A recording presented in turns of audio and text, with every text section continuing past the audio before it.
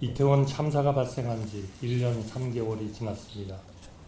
아직 꽃도 피워가지 못한 젊은 청춘들이 불의의 참사로 유명을 달리했던 그날의 슬픔이 아직도 우리 가슴 속에 먹먹한 충격과 아픔으로 남아 있습니다. 이태원 참사로 희생되신 분들의 영복을 빌며 여전히 고통을 겪고 계신 유가족과 피해자 여러분께도 깊은 위로의 말씀을 드립니다. 정부는 이태원 참사가 우리 사회에 남긴 아픔과 상처를 무겁게 통감하고 있습니다. 이태원 참사 직후 정부는 이러한 비극이 다시는 발생하지 않도록 사고 수습과 후속 조치에 온 힘을 다하겠다고 국민께 약속드렸습니다.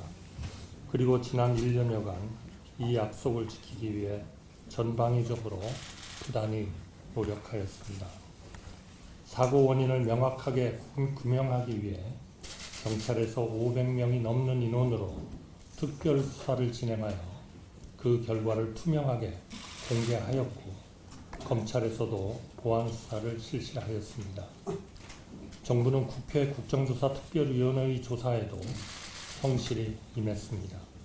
이를 통해 참사의 원인과 대응, 구조, 수습 과정에서의 문제점 등이 밝혀졌고, 현재 책임자들에 대한 사법 절차가 진행 중입니다.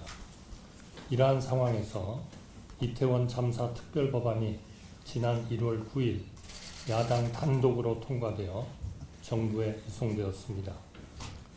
특별법안은 이태원 참사의 진상 규명을 위해 특별조사위원회를 설치해 추가적인 조사를 실시하는 것을 핵심으로 삼고 있습니다. 그러나 그간 검경의 수사 결과에 어떤 문제가 있는지 명확한 근거도 없이 추가적인 조사를 위한 별도의 특별조사위원회를 설치하는 것이 과연 희생자와 유가족 그리고 우리 국민께 어떤 의미가 있는지 깊이 고민하지 않을 수 없습니다. 자칫 명분도 실익도 없이 국가 행정력과 재원을 소모하고 국민의 분열과 불신만 심화시킬 우려가 있습니다. 그럼에도 불구하고 특별조사위원회가 운영되어야 한다면 이는 모든 법률이 그렇듯 헌법 질서에 부합해야 합니다. 진상규명조사 등 막중한 권한에 상응하는 공정성과 중립성도 보장되어야 할 것입니다. 하지만 이번 법안에 담긴 특별조사위원회는 그 권한과 구성에서부터 이를 담보하지 못한다는 문제가 있습니다.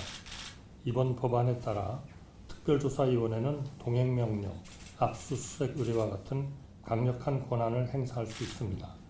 이는 헌법상 영장주의 원칙을 훼손할 뿐 아니라 그 과정에서 국민의 기본권을 과도하게 침해할 소지가 큽니다. 위원회를 구성하는 11명의 위원을 임명하는 절차에서도 공정성과 중립성이 훼손될 우려가 상당합니다. 이태원 참사는 유가족과 피해자 그리고 우리 사회 전체에 큰 상처를 남겼습니다. 그렇다고 하여 참사로 인한 아픔이 정쟁이나 위헌의 소지를 정당화하는 수단이 될 수는 없습니다. 헌법적 가치를 수호해야 할 의무가 있는 정부로서는 이번 특별법안을 그대로 공포해야 하는지 심사숙고할 수밖에 없습니다.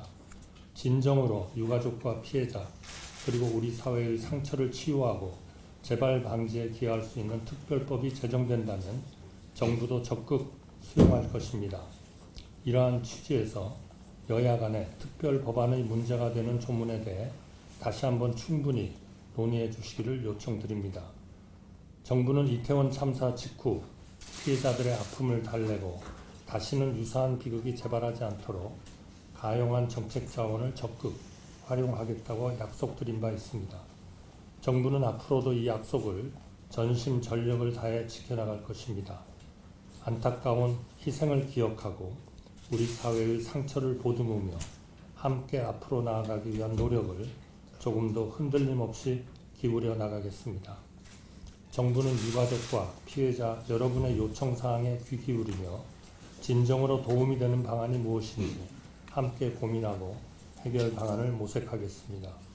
유가족과 피해자께서 조속히 일상을 회복하실 수 있도록 재정적, 심리적 지원을 확대하는 한편 안타까운 희생을 예우하고 온전히 추모할 수 있는 공간을 만드는 일도 적극 추진하겠습니다.